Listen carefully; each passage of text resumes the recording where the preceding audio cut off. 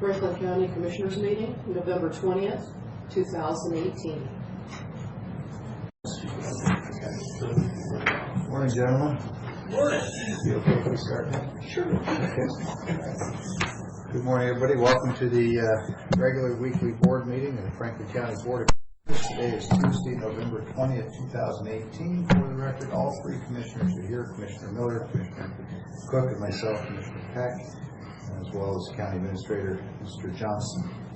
First item is call to order, so we're now in session, and ask you if you care to please join me for the pledge.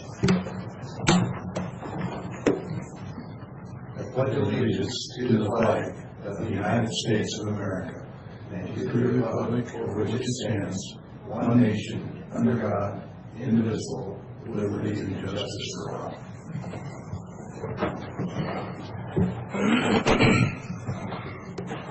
Okay.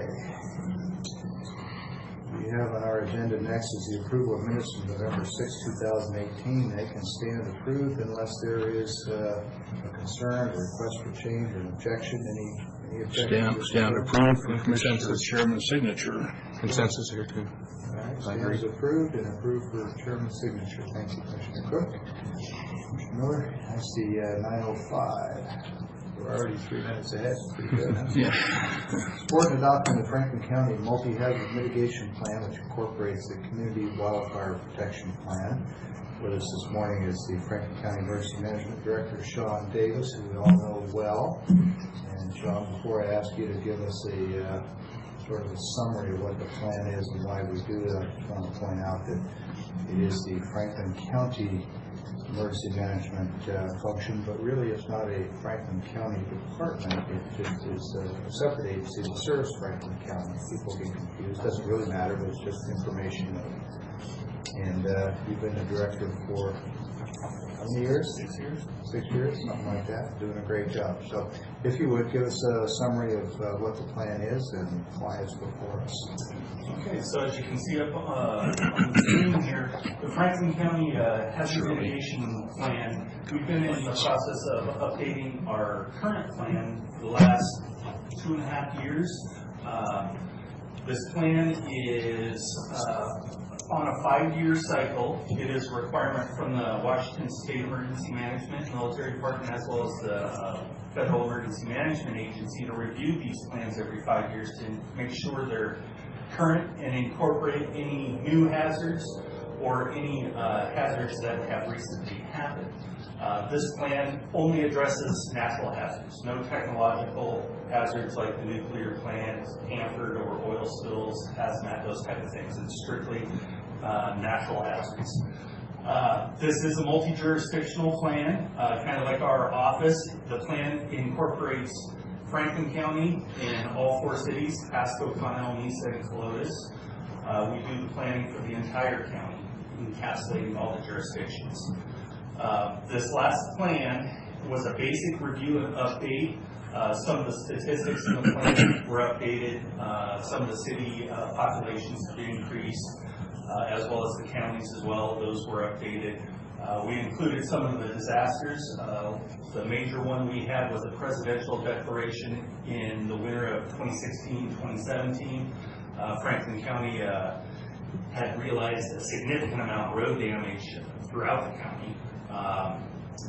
Our entire area, pretty much all of eastern Washington, were included in that disaster declaration. Without this type of plan, we would not have access to any federal funding support.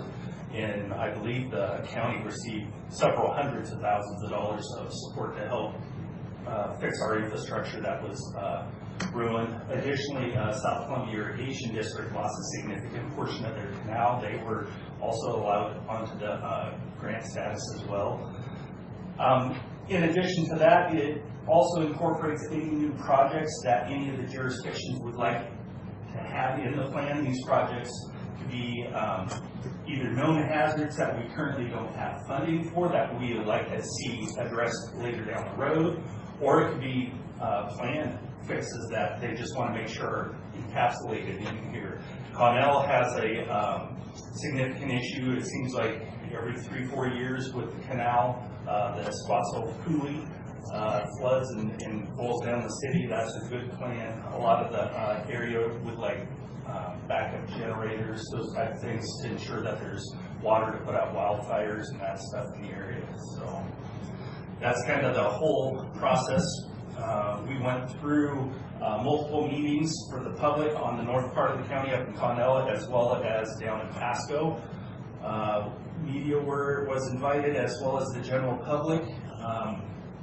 The plan went through, I think, 2 or 3 iterations before it went to Washington State Emergency Management for approval. Washington State Emergency Management has a section that reviews these types of plans, and they reviewed the plan in early July. The state approved our revisions at the end of August, and then submitted to FEMA for approval, which FEMA has approved the document as of October 24th, pending approval by each of our jurisdictions. So that's the final stage. So FEMA and the state say, yes, your plan incorporates everything we need. Then we need the 5 jurisdictions to approve the plan. And that is where we're at right now. If there's any questions, I entertain them. Where are we with that, with the 5 jurisdictions? Are we the first or last, or? You're right in the middle. Right now, we have received approval from the city of Mesa, and I believe Connell had it on their latest board as well. I haven't received the document, but I'm pretty sure it was signed. And so you're right in the middle. Okay. So you said you had some meetings. Yes. Were they well attended? We had, on average, the first planning meetings went very, very well. We had representation from all the city's public works departments. They're really heavily involved in this. A lot of the fire districts, first responders. When we had the general public meetings, Connell had the most people that were there. I think there was maybe 8. Down here locally, I think we had 4. Okay. And so this is mainly cities that are involved. We're not talking too much about the county out in the agriculture area. Yeah, a lot of the folks up in Connell were not necessarily Connell residents, but were farmers and that Oh, thing. they came in also.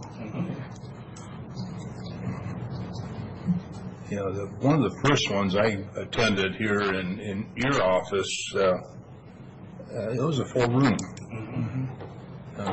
You know, there was a lot of interest. The fire departments, you know, the irrigation and PUDs, and you know, so it was just.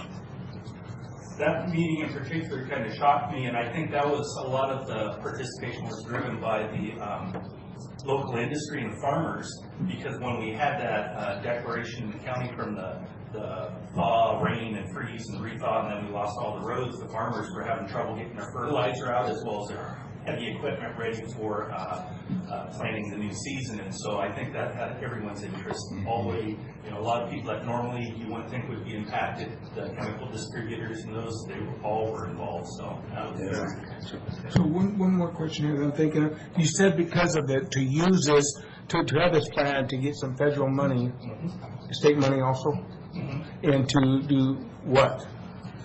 Well, one is to do preparedness.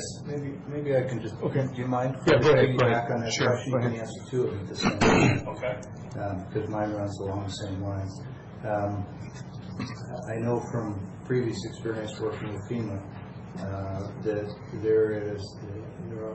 there's a hierarchy of responses and expectations.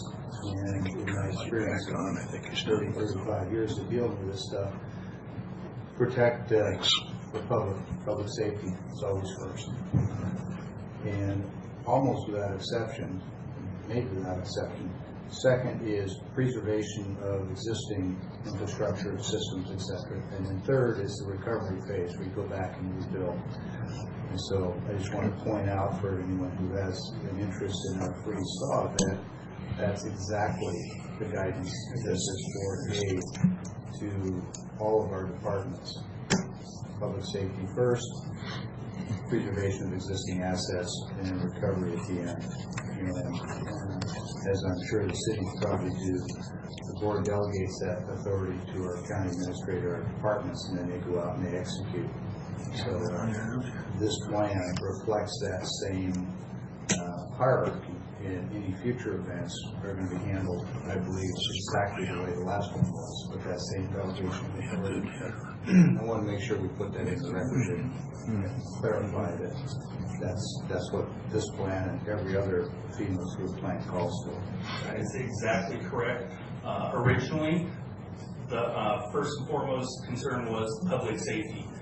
The lives of our residents is first and foremost, and that was on our responders to make sure that the roads that were damaged significantly were taken care of so people didn't drive into big holes, and there were some big holes out there. And FEMA originally came through the public sector and to help mitigate those hazards that were out there, worked with, in particular, Franklin County Public Works to get them some immediate funding and resources available to go out and mitigate those issues. And like Commissioner Peck had said, close second was now let's start getting our property and infrastructure repaired. And that was ongoing, and I still think there may be a few projects that are still out there being worked on. And then the recovery phase.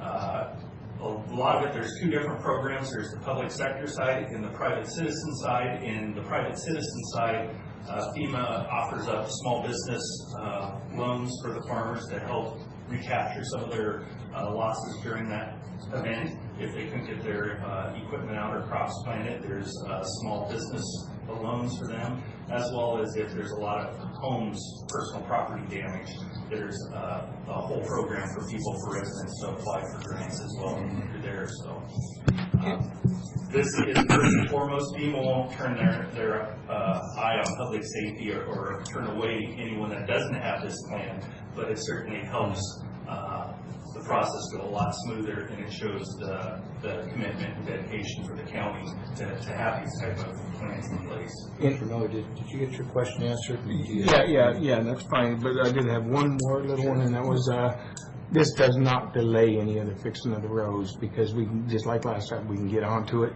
we can get it done, and then get reimbursed later, okay?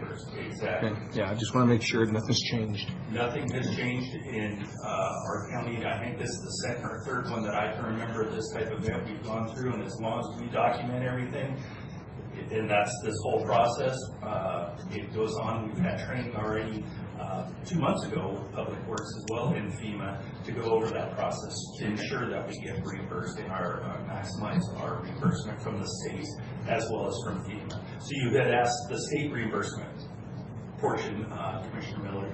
The state, FEMA will give us 75% recapture of all expenses.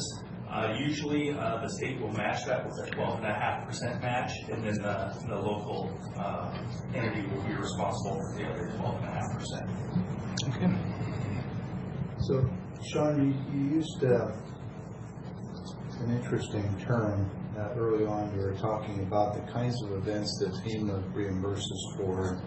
I don't remember the exact word, but I took it as natural events as opposed to technical, or you didn't say man-made, but it kind of sounded like it because you referred to Columbia Generating Station. I wonder if we could just drill down on that just a touch further, because I'm assuming that if we have a range fire, whether it's man-caused or whether it's natural caused, it's still a range fire, and we're still going to deal with it as such. So when we talk about something that is a technically caused that this wouldn't cover, maybe you could give us an example or two. One example would be the Bakken oil trains that are going through the county and almost every one of our cities right now. That is considered and the vapor-filled cars that are coming back. Yeah, that are almost empty but still hazardous. Yes. Probably more explosive. Exactly. So that type of situation, this grant does not address, or this plan. We do have, when we did this revision, I asked our contractor to leave a section available so my office can incorporate those into the plan. Even though we won't get funding, we'll start plugging away on it. We know what the hazards are, and we'll just start incorporating that ourselves into these plans. So yeah, it's the Bakken oil type trains. It's the hazardous materials that are on the road every day, and there is a lot of them, as well as on the rail. Columbia Generating Station, the Hanford Nuclear Reservation. Those programs, we do have some access and some funds to help mitigate and prepare for those incidences, but they're not covered in this one. Chlorine, ammonia, variety of trucks, hydrogen. So, just curious, does FEMA do it that way, you think, because the nature of natural disasters tends to have some commonality across the country? Sure, one area gets more hurricanes than another, tornadoes, but they're still recognized natural phenomena. But these human-derived hazards, whether you've got oil trains running through your town or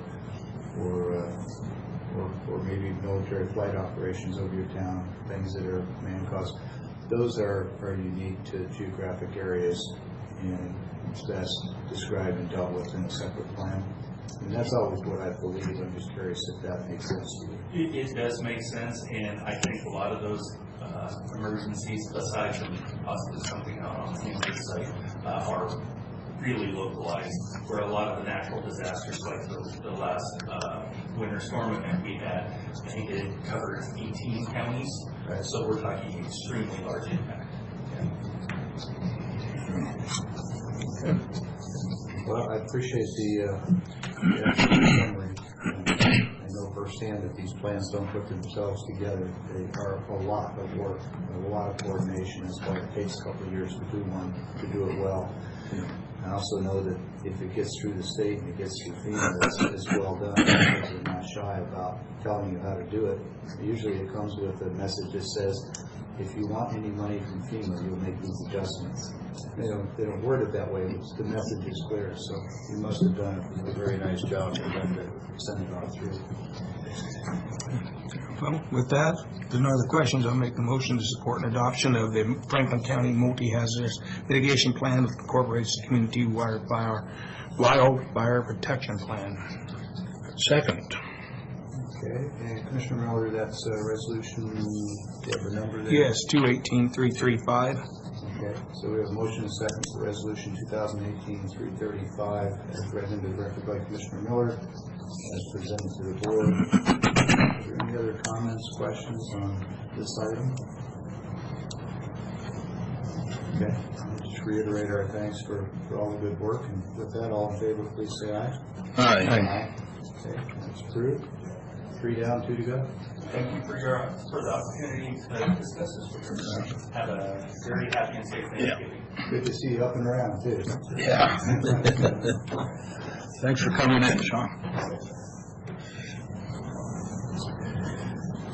Okay, next item is presented by Carly Nave, our Human Resources Director, and this is a recommendation, request for some compensation change for 2 of the administrative positions in the Commissioner's office. Good morning. Good morning. Happy Tuesday. Thank you as well. So, what do you got for us? Well, as you know, we currently have a vacancy for the administrative positions within county administration. And prior to posting that position, Mr. Johnson had asked my office to take a look at the current job duties of the positions within county administration and make a recommendation as to any potential compensation or classification changes that we would recommend. In doing that review, it was apparent that there's been somewhat of a flattening of duties between the positions and within county administration, and much more of a sharing of certain job responsibilities and backing up. And in looking at the job descriptions and the duties and the market assessment, the recommendation is that the administrative assistant position be changed from a grade 17 exempt position to a grade 16 non-exempt position, and that the office assistant is changed to a grade 14 from a grade 13. So the one that's vacant is the first one. Yes. It's going to be grade, changed to grade, excuse me. Go down a grade. Okay. And the other one, Goes up a grade. because of the experience and, Because of an enhancement of the duties, that position is now taken on more than it had initially been assigned when we first looked at that position and had created that position, I believe, within the last couple of years. So, Carly, on the first position you spoke to, which is going from a 17 to a 16, it's also changing from exempt to a non-exempt. Yes. And we've had, I think, good discussion about why that is, and learned a lot from your explanation. It makes sense. I support that. Just for folks who may be listening, in general terms, one of the significant differences between exempt and non-exempt is that exempt employees tend to have work schedules that aren't tied to a set number of hours a day. It's tied to the function of the job, and perhaps there's more flexibility there. But the non-exempt are the positions where a time card is recorded for hours worked, and so that would be a change in this case, where this position previously didn't have a time card requirement, but now would. Yes. Okay. And as I see here, it's a net savings of $1,000. It is. It's a net savings for the two positions, even with the one kind of coming down and the other one going up. It's still the overall impact to the budget is a net savings. I agree with the non-exempt, so that's good. Yeah, I don't have a problem with this. Commissioner Cook, any other questions? Negative. I would move for approval of the Resolution 2018-336 for the compensation change. Second. We have a motion and second for approval of Resolution 2018-336 as presented in the matter of the compensation change for positions in county administration. Let's call for any comments or questions. All in favor, please say aye. Aye.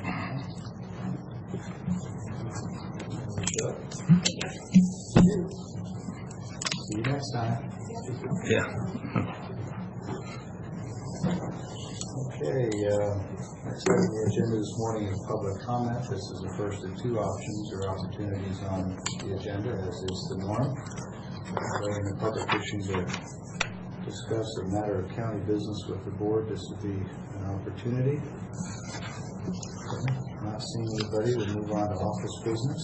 Commissioner Cook, do we have any payroll or warrants this morning? We have 4 of them in front of us this morning. The first is actually left over from when all 3 commissioners were out of town last week. Keith authorized payment of fund expenditures for November 13th, and the looks to be 12 or 14 individual items: current expense, treasurer O&M, county roads, Franklin County RV park, etc. Bottom line of those items is $557,491.99. I will second the motion. And Commissioner Cook, if it's acceptable to you, perhaps you can read all 3 of those from last week and we can approve them. with one. That's the only one from last week. Oh, okay. I'm sorry. I thought there were 3 from last week. No. Okay, so we have a motion and second for approval of fund expenditures from November 13, 2018 that were temporarily or tentatively approved by the county administrator with the board's approval, which was provided the week prior. Comments or questions? Hearing none, all in favor, please say aye. Aye. Aye. Those are approved. Now we'll move on to November 20th, fund expenditures. In the, again, looks to be 12 or 14, jail commissary, law library, track operations, so on. Bottom line of these items is $314,016.93. And Keith has reviewed them. Mr. Beaton has approved them, and they were audited by Rosa Gomez. I'll second this motion also. Motion is second for approval of fund expenditures dated November 20th, 2018, as presented. All in favor? Aye. Aye. Those are approved as well. Second one for November 20th is county road and motor vehicle payroll.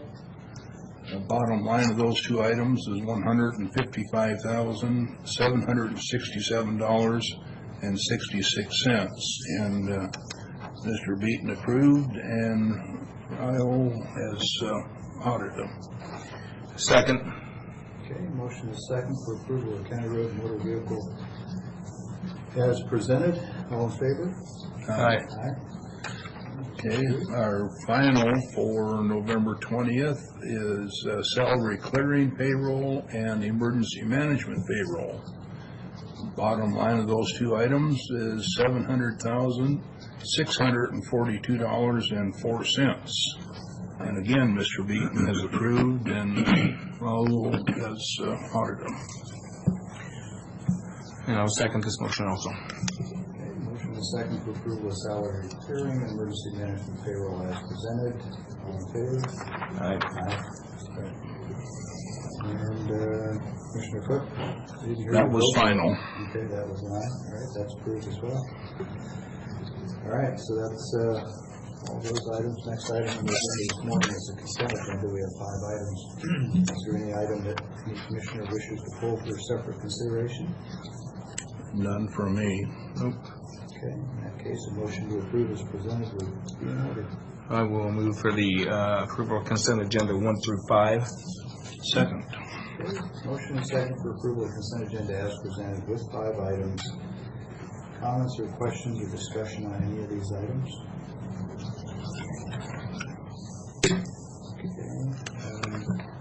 I'll just note for the record that on the mosquito board, there was some discussion of some citizens who may have been interested.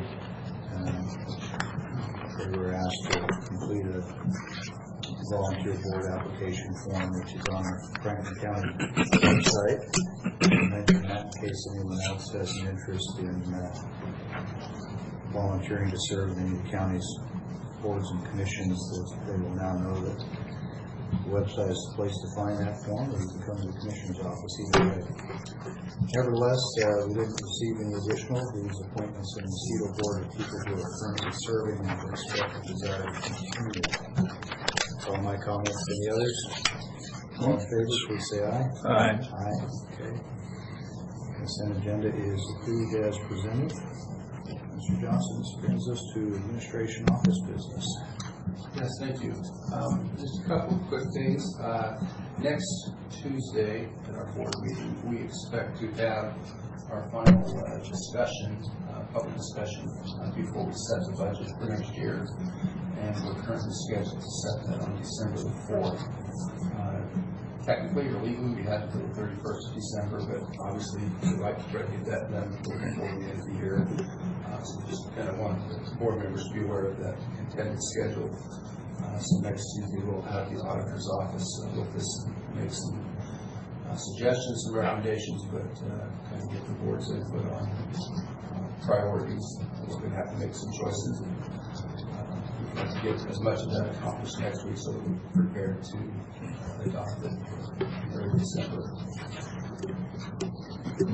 The other item, Commissioner Peck, I presume you may want to update the board on the activities of the Veterans Advisory Board.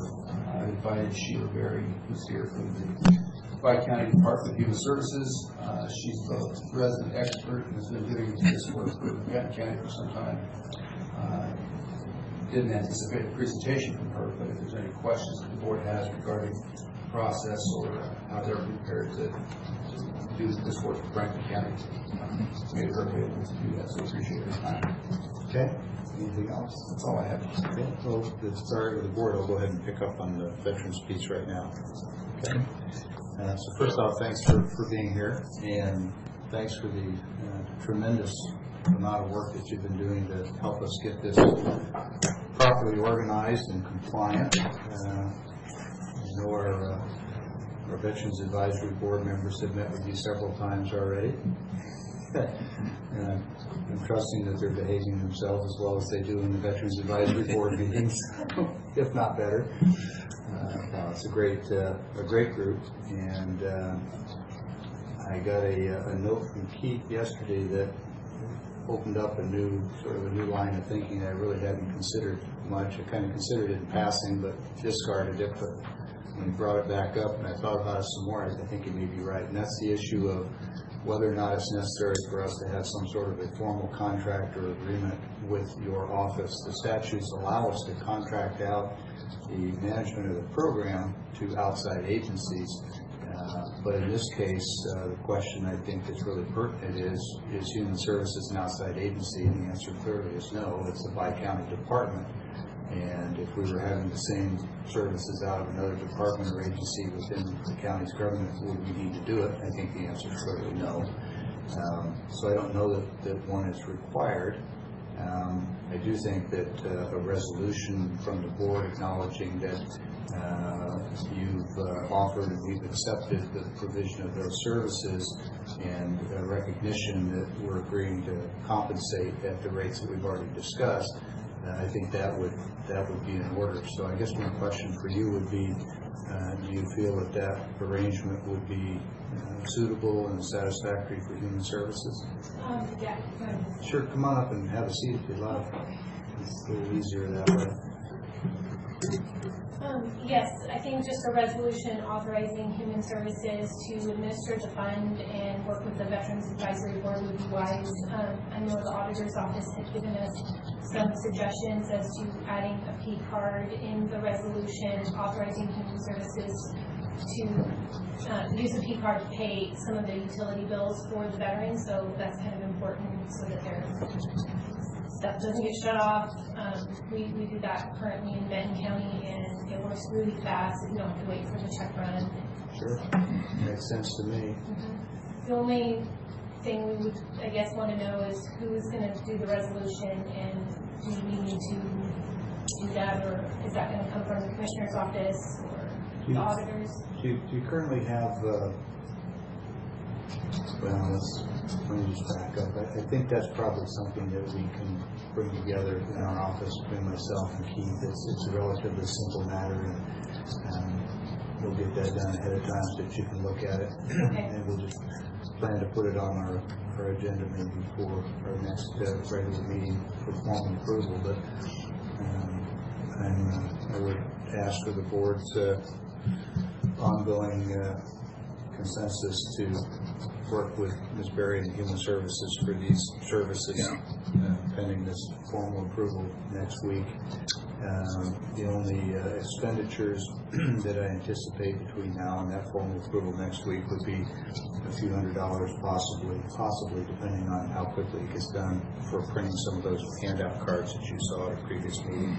And in fact, that may actually happen after next week's meeting. It just depends on the timing of the printer. Certainly the bill won't be due before then. So no, I think it's coming along nicely. It's been a good learning experience. We've got a very motivated advisory board and some really great folks that I think you've probably experienced that meeting with. Yeah, they're all great to work with, and I think the entire community is just waiting or excited to have, the single point of access for both counties, so it doesn't matter which, especially county or borough, we can still get help at some of these agencies. So. And something I know this got the board here, so this board has been concerned about separation for a long time, as far as veterans work in Benton County and then come on over and work in Franklin County. There's been no correlation, no Excel spreadsheet of any kind, or yeah, this will eliminate all the double dipping. yeah. So there will not be any double dipping. Yeah. It'll eliminate all of that. Yeah. And I think that P card is a good idea also. You can handle that payment in-house, not have to expect the consumer to, go sign it off and have a beer with it or something. So. Yeah, and in those rare cases where someone uses a voucher improperly. I know the process, but maybe you can summarize for the board. Sure. So we're talking about food vouchers. If a client or a veteran is given a food voucher to the grocery store and they purchase ineligible items that are either taxable or, alcohol, beverages, or anything that is not allowed, we get the receipts in the mail from the grocery stores within a week or so. We review them, we review all of them because we get audited on them. The auditors look at every single thing on there. And it's really easy to find taxable items. Anyway, Human Services will send the veteran a letter. They'll also call them and say, you bought an ineligible item, you need to pay back the fund, and if you don't, you don't get to use it again. And so some of them are on like the red list and can't use it again because they haven't paid back the fund. But a lot of them, it's just an honest mistake and something forgot to get slipped into the other cart or whatever, and they'll pay it back. So then we keep a receipt, put that in their chart, everything's documented, and as long as that procedure keeps happening, we have been passing our audits. So. Yeah, great. Very good. In addition to being superbly organized and detailed, Sheila also comes to this with a little bit of personal interest. You come from a military family, right? Yeah. My father-in-law was in the Army. My dad was in the Navy. I have a brother that was. So I just have a lot of heart with the veteran community. So. Great. Looking forward to it. A great person over there to keep eyes on this for us.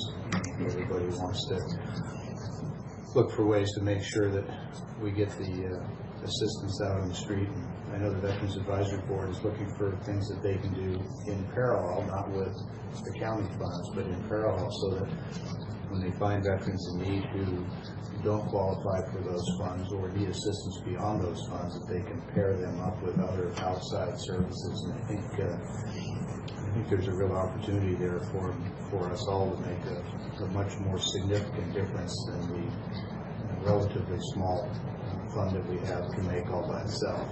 So matching funds, if you will, from outside programs and sources. So, any other questions? Thanks for coming in. Yeah, thanks very much for being here. Thank you. Appreciate it.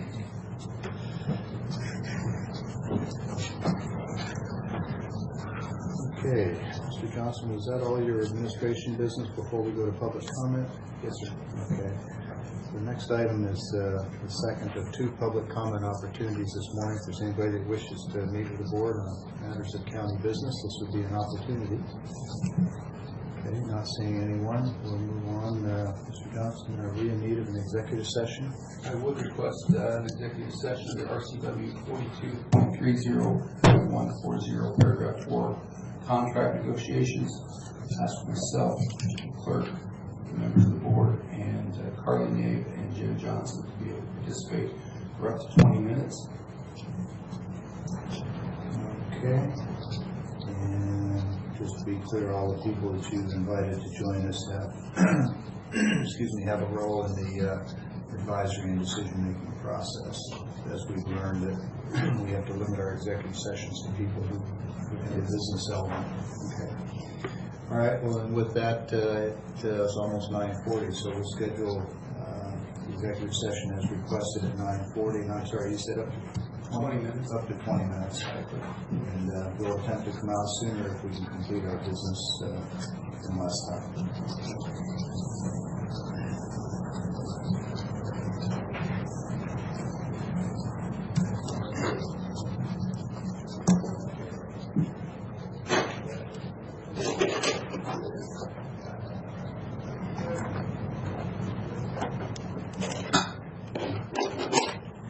Surely we can go ahead and... It came a long way. Okay, it is approximately 10 o'clock, 10:01. We've completed our 20 minutes of executive session.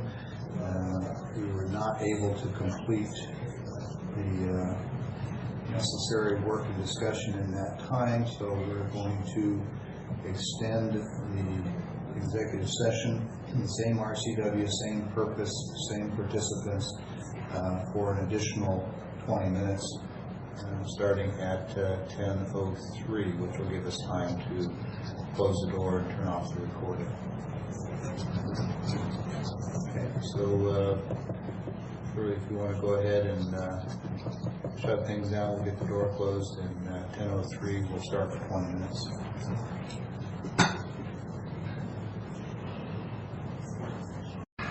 Okay, microphones are back on, the door is open, the recording is now running. We completed our extended executive session under 4230-140 subparents 4 contract negotiations. Mr. Johnson, do you have other administration business for us? No, it isn't. Okay, comments from the board. I've got a couple, but I'll defer to the rest of the board first. Happy Thanksgiving. Yep. Okay, a couple of observations. We are all aware that, as Mr. Johnson said earlier in the meeting, that next Tuesday is going to be a time for some serious discussion on the budget. We're aiming for approval of the budget December 4th. Technically, it has to be approved by the end of the calendar year, so we have some wiggle room, but we don't want to drag it out either.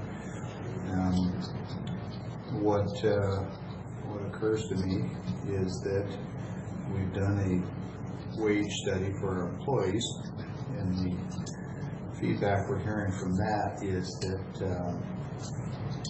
there are counties that pay more, there are counties that pay less, but when you compare us to relatively comparable counties, and that's a tough thing to do, so it's not exact science, but you do your best to weigh things out and figure out the demographics and quality of life issues and everything else that goes into a competition in the marketplace. But it does appear that we could, if we could find the resources, pay our employees more and still justify it within the range of what our comparable counties are paying. We wouldn't be overpaying. The challenge in that, of course, is prioritization in the budget, where the resources come from. And so I'm speaking for myself, but I suspect that the board probably feels similar, and they'll indicate, I'm sure, to what extent they agree or not. But for us to be able to improve compensation for our employees, we're either going to have to find new revenue, or we're going to have to move revenue from somewhere else in the budget. There really are no other options. I don't sense that there's a lot of appetite for raising taxes. I share that sentiment. I'm not inclined to raise taxes. And so for me, that leaves the option of, are there functions that the county is currently doing that are not statutorily mandated? Because if they are, they're essentially off the table. Or are there any that are not required by law that we could look at and evaluate the wisdom of either eliminating or scaling back as a way to free up revenue to improve compensation? Alternatively, does the math make sense for us to join together and across the board share the pain, as it were, and take a small slice across the board as a way to fund improved compensation? Of course, you can't take those funds out of the personnel line because it's counterproductive to an effort to try and improve compensation. So really, it's a modest piece of the budget that we'd be looking at scaling back. But that's the practical reality as I see it, is if you want to improve compensation, you either have to find revenue, new revenue, or you have to find existing revenue and reprioritize it. So I think it would be the appropriate team-oriented thing for us, maybe Keith or county administrator, excuse me, or human resources, or maybe working together, a communication out to all the electeds soliciting their input as to their views on efforts to improve employee compensation and to move toward the wage study results that we've seen. And if they think that is a priority that the board should undertake one, we'd like them to let us know that loud and clear. And together with that, we'd like their recommendations on where and how those funds can be secured. Whether they see opportunities for new revenue that that the board is not aware of somehow, or if they have suggestions or recommendations for economies that we can find within the existing budget and reprioritize funds. So it falls to the board to make the final decision, but I think it's incumbent on us to reach out to the electeds and ask for their input and their suggestions. And I think those are specific things that I'd be interested in hearing back from them about. How does the board feel? I think it's a good start. You know, the electeds need to look at their own departments and see if there is any, unfunded state mandates that they're doing that aren't required.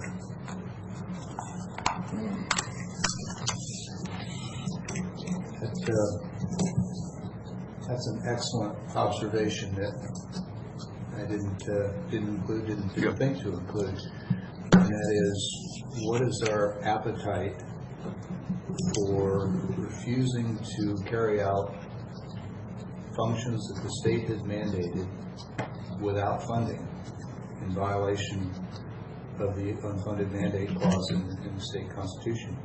Are we prepared to say we're not going to do this anymore unless the state funds it? If anybody knows of a function like that, it would be worth a discussion. If we aren't state required to do it. Right. But I would note that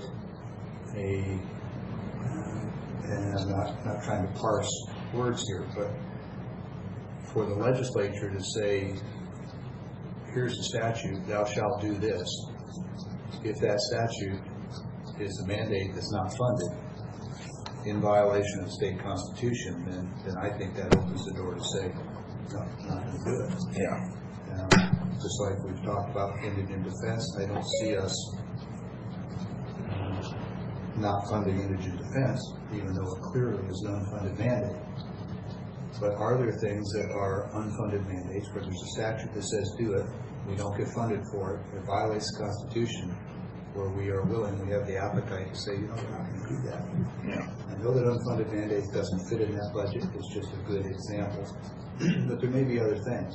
The ballot box, drop boxes, clearly an additional cost on the county, not just putting them up, but maintaining them and going and collecting ballots out of them. That ship may have already sailed, but there may be other things where we can simply say, no, we're not going to take on that cost, or we're going to stop doing that and redirect those funds into wage improvement.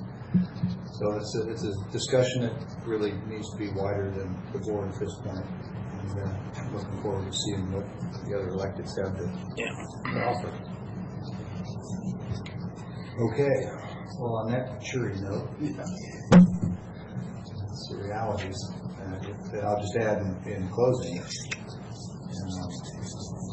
there are a lot of counties out there that are in a lot tougher shape than we are.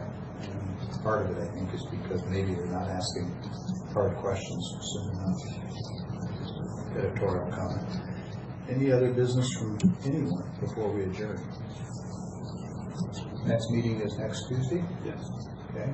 And we've got a meeting on the 4th and the 11th of December and the 18th? Yes. Okay. And then, of course, the 25th is a holiday. And I think we're skipping the meeting after that, aren't we? Yeah. We can cover these in the coming weeks, so I just kind of think about it. I think our intent was we would probably skip that week of Christmas holiday unless there were just something urgent that needs to be addressed by the board. We've got on the calendar for the 26th, but it was a Wednesday, but we can always cancel that meeting. I'd like to recommend that we just go ahead and cancel that meeting now, and if we need to have a special meeting at any point, we can do that on, 48 or 72 hours. Yeah. Yes. Okay, so if you would go ahead and finish consensus to cancel the meeting on the 26th. Okay. Okay, last call for business. Hearing none, we're adjourned. Thanks, gals.